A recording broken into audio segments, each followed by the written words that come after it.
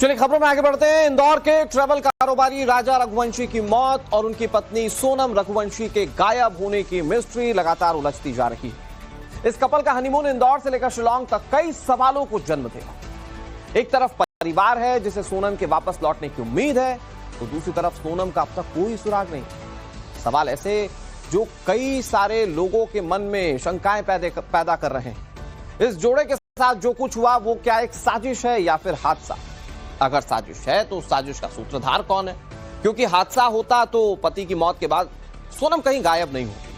पूरे मामले को समझिए हमारी स्टोरी।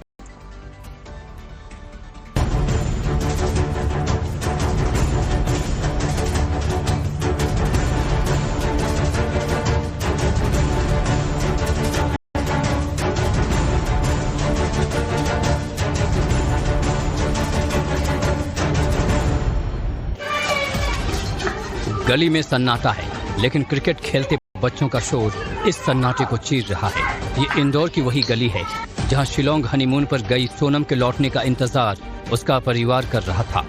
बेटी के वापस लौटने की उम्मीद में घर के बाहर दरवाजे पर उसकी उल्टी फोटो लटकाई हुई है।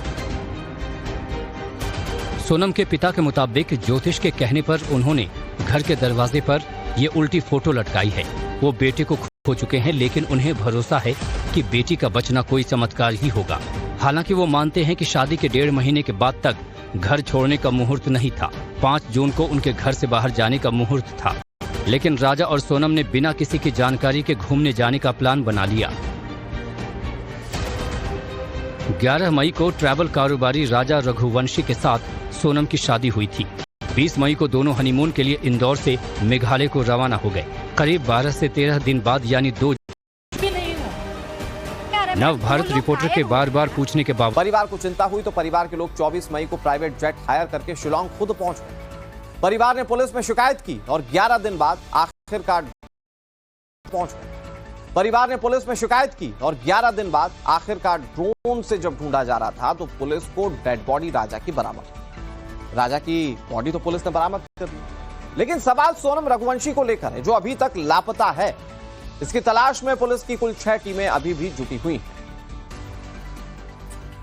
तो सोनम रघुवंशी को गायब हुए 15 दिन से ज्यादा का वक्त हो चुका है। इसकी तलाश में मेघालय पुलिस और रेस्क्यू टीम चप्पा चप्पा छान रही है, लेकिन पुलिस के हाथ अब तक खाली। शिलांग से लेकर 40 किलोमीटर दूर सोहरा तक टाइम्स नाउ नव भारत की टीम हर उस जगह पहुंची जहां ये कपल घूमने के लिए गया था। यकीन मानिए, ये जितना खूबसूरत इलाका है, ये इलाका उतना ही खतरनाक भी है। रिपोर्ट आप देखिए।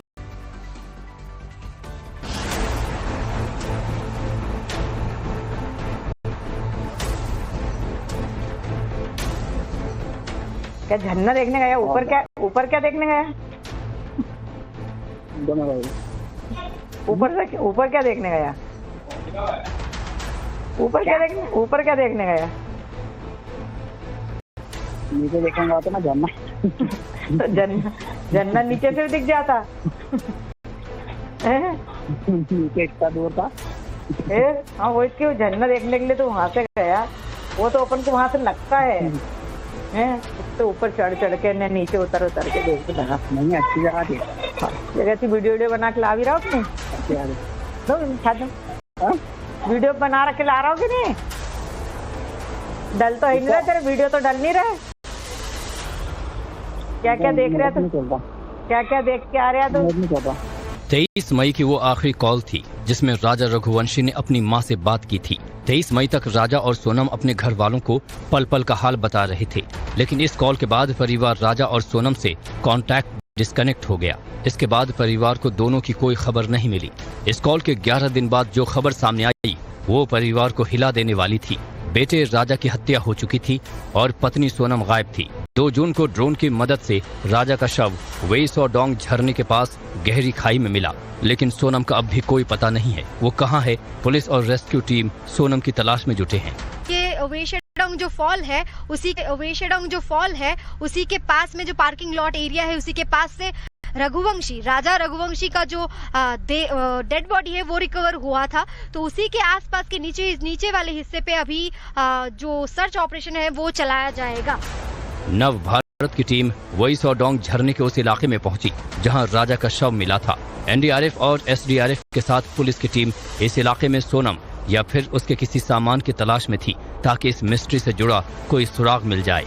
मेघालय पुलिस की अगर बात करें, मेघालय पुलिस का 30 लोगों का मेंबर जो है इसमें जुड़ा हुआ है ये सर्च ऑपरेशन में। और ना ही सिर्फ इनका जो सोनम जो मिसिंग है उसके लिए नहीं, लगातार सोनम का अगर कुछ सामान मिल जाए, इस मर्डर के चलते हुए कुछ अगर करी मिल जाए, इसके लिए भी ये सर्च ऑपरेशन चलाया जा रहा है। आप टेरेंस देख पा रहे हो, काफी सुनसान इलाका है और काफी घनी ये टेरेंस है। मेघालय में रेस्क्यू टीम सोनम की तलाश में चप्पे चप्पे की पड़ताल कर रही है, लेकिन सोनम तो क्या, उससे जुड़ा कोई सामान अब तक पुलिस के हाथ नहीं लगा। ऐसे में रेस्क्यू टीम यहां से 9 किलोमीटर दूर उस जगह पहुंची जहां से सोनम का रेनकोट बरामद हुआ था। ऐसे एक टेरेन है, इतना डीप जॉर्ज है कि उसके अंदर में जाना काफी मुश्किल है, लेकिन लगातार जो ये ड्रोन है, ड्रोन के मदद से और स्नाइपर डॉग है, स्नाइपर डॉग के भी मदद से भी ये प्रशासन ये सर्च ऑपरेशन चला रहा है। लेकिन उसी के साथ साथ और एक चीज आपको मैं बता दूं, जैसे कि बारिश हो रहा था, बारिश की वजह से भी काफी दिक्कत हो रहा है, बिकॉज ये सारे जो टेरेंस है, बारिश की वजह से बहुत सारे जो ट्रेसेस है वो सारे मिटने का भी चांसेस रहता है। यकीन मानिए, ये जितना खूबसूरत इलाका है, ये इलाका उतना ही खतरनाक भी है। रिपोर्ट आप देखिए।